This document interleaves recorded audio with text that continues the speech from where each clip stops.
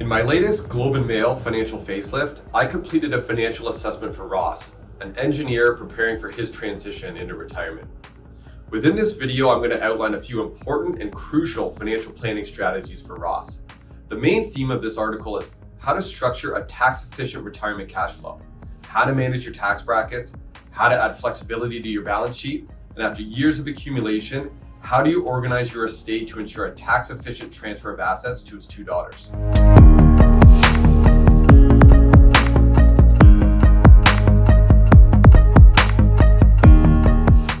So Ross has done an excellent job accumulating his assets during his working years. His combined salary and bonus have pushed him into high tax brackets, and with no defined benefit pension, this has resulted in a large portion of his retirement savings held in registered retirement accounts. So for Ross, this was the right thing to do. An RRSP is a valuable savings tool, particularly for someone like Ross. But without a strategic exit strategy, this account can have large, adverse, long-term tax consequences.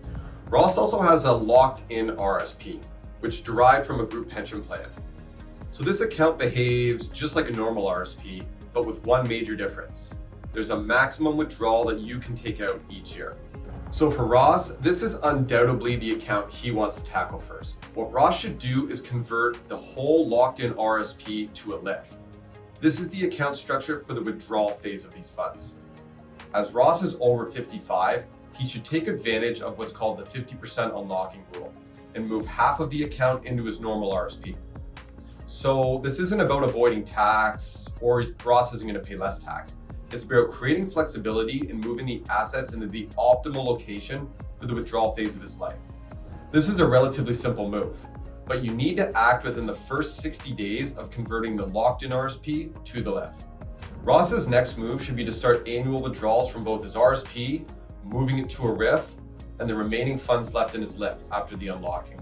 By doing this, Ross is voluntarily putting taxable income on his return each year. It sounds odd, but it makes sense. His employment income is gone. You should never do this if you're still reporting employment income or have other large sources of income.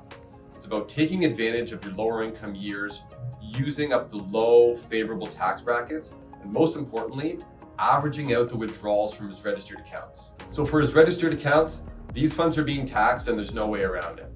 But in Ross's case, starting early and averaging the withdrawals over many years will result in a lower rate of tax and will avoid a huge tax bill on his final tax return. In Ross's scenario, waiting until age 72 and taking only the minimum withdrawals would leave a large amount of his estate left in his registered accounts.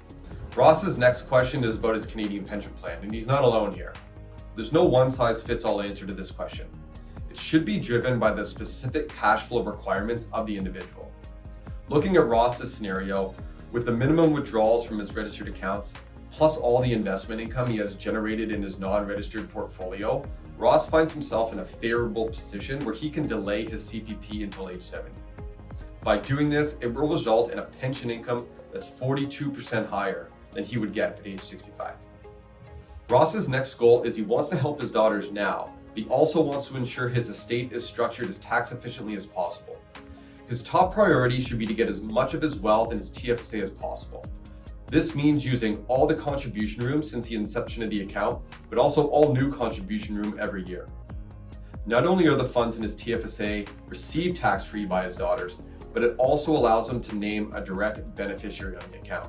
This is a huge advantage because it allows the funds to avoid probate and drastically speeds up the time of the transfer. The TFSA is essentially the complete opposite of his non-registered portfolio. Upon passing, Ross is deemed to have sold all his positions, resulting in a large capital gain on his final tax return. Also, without the ability to name a direct beneficiary, the funds from his non-registered portfolio will be subject to time and probate. There's a relatively easy solution to this problem. Ross should develop an annual gifting program to his daughters now from his non-registered assets. This makes sense for a few reasons. Number one, Ross can control the capital gains and trigger the exact amount he wants each year. He's in control of what securities he wants to sell and how much of a capital gain he wants on his tax return each year. Secondly, it will reduce the assets in his estate. And although it sounds odd, a small estate is often a tax efficient estate. The most important feature of this gifting program is to monitor the progress through a comprehensive financial plan. The plan should not only guide the process, but it's necessary to update the plan each year to track it and make strategic adjustments along the way. All the planning strategies outlined in this video start with a comprehensive financial planning document. Without this financial roadmap, it's impossible to identify and execute the financial planning strategies that will undoubtedly benefit Ross.